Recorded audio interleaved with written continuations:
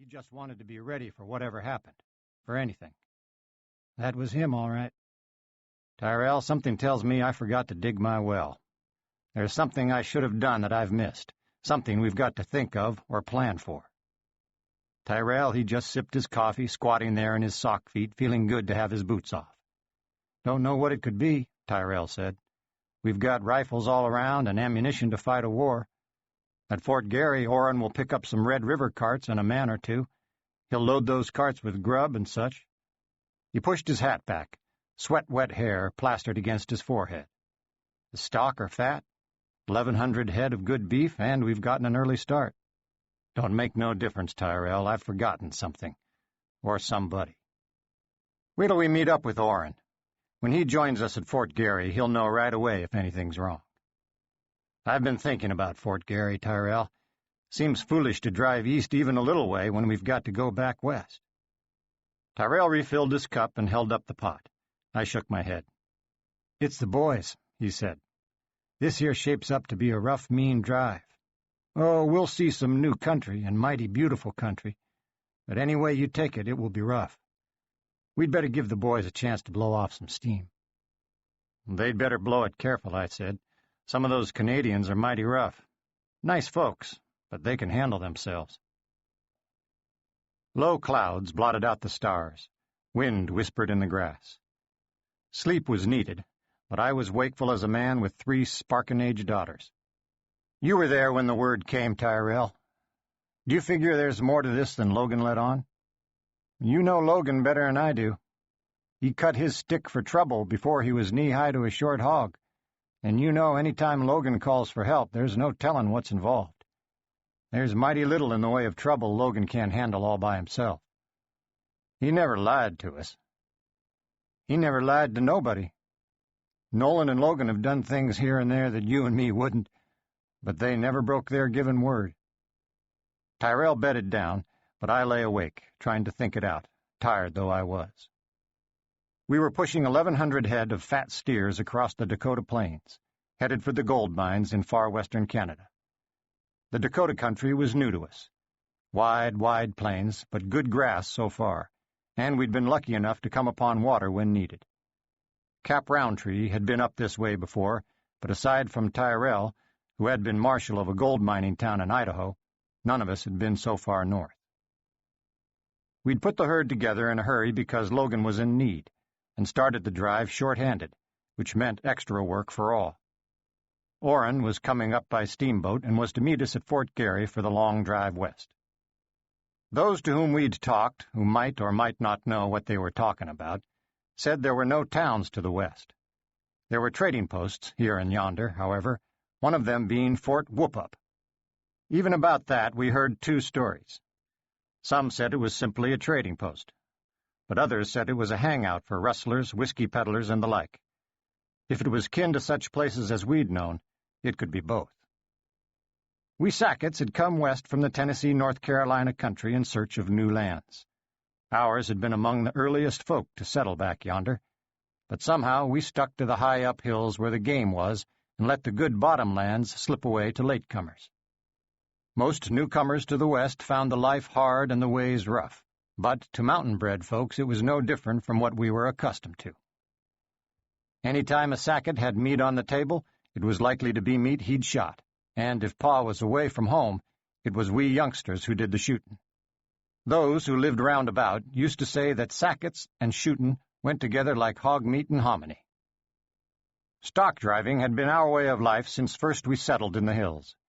It was old Yance Sackett who began it some 200 years back, and he started it with turkey drives to market. After that, it was hogs, and, like turkeys, we drove them afoot for the most part. If you had turkeys or hogs to sell, you just naturally drove them to market, or sold them to a drover. Word came from Logan just after we'd sold 900 head of prime beef in Kansas. We'd actually sold 1,400 head, but some of the stock belonged to neighbors.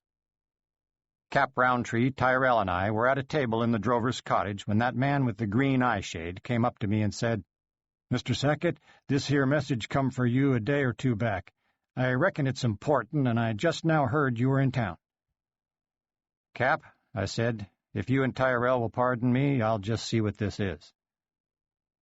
"Shall I read it?" Tyrell asked me. "You might," I said, and was glad for the offer. When it came to schooling, I'd come up empty, and whilst I was learning to read and write, I was mighty short on words. There were still a good many I'd never driven into the corral to slap the brand of memory on. Tyrell had only learned to read a short time back, but he could read handwriting as easy as print, nigh as good as any schoolmarm. He opened up that message like he'd been getting them every day. He looked over at me. "Listen to this," he said. "William Tell Sackett, Drover's Cottage, Abilene, Kansas. I taken money to deliver several hundred head of beef cattle before winter sets in. I got no cows. I got no money. I can't get away to help. Withouten they get them cows, folks will starve, and I'll be wearing a rope necktie. Logan. P.S. You can expect Higginses." "Higginses," Cap said. "I thought you'd done rolled up their carpet." By Higginses he means we can expect trouble. For some reason he didn't want to say that, but he knew we'd understand. "Those Higgins boys were rough," Tyrell said, "and we sure didn't dust off all of them. They were good folks, only we just didn't get along. Fact is," he added, "there was one of those Higgins gals who used to give me the big eye back yonder in school. Boy, was she something. She'd give me a look out in those big blue eyes, and I wouldn't know come hither to go yonder." Cap, he was a-settin' there looking at me out of those wise old eyes. "He wants beef cattle, and we've just sold our stock. We got a piece of money, but we ain't got near enough to buy at these prices. So what do we do?" "We've got to buy," I said. "We haven't got enough to buy, let alone to feed ourselves from here to Canada. It's a far piece." Whilst we ate, I did some studying. The thought of not doing it never entered our minds. We Sacketts just naturally stood by one another, and if Logan was in trouble, we'd help. Undoubtedly, he'd given his word to deliver cattle, and a Sackett's word was his bond. It was even more than that. Anywhere a Sackett was known, his name was good for cash in the hand. This was going to take every cent we could put our hands on, and worst of all, we had to move. Cap put down his cup. "Got me an idea," he said, and was gone from the table. "This couldn't come at a worse time," Tyrell commented. "I need all I've got to pay debts back in Santa Fe."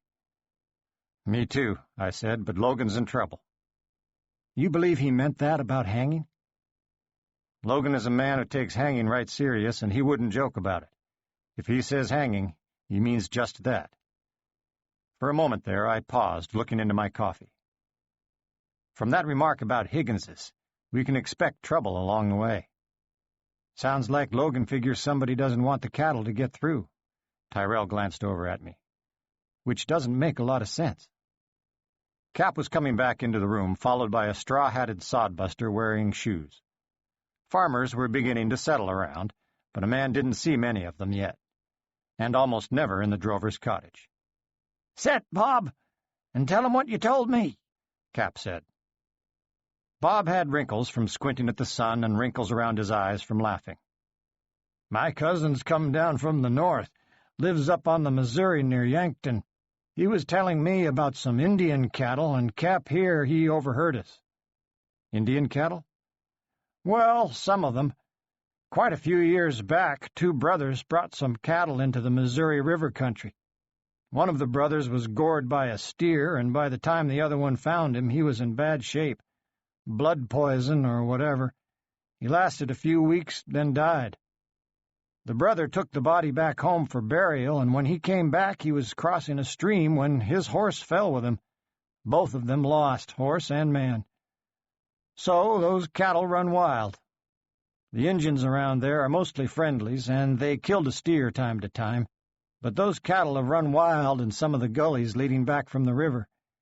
I'd say if anybody has claim on them now, it's those Injuns." "But would they sell them?" "Right now they would. They'd sell, and quick. You see, the Sioux have been raiding into their country some, and just now the Sioux learned about those cattle. They'll drive them off, leaving the friendlies with nothing." If you were to go in there and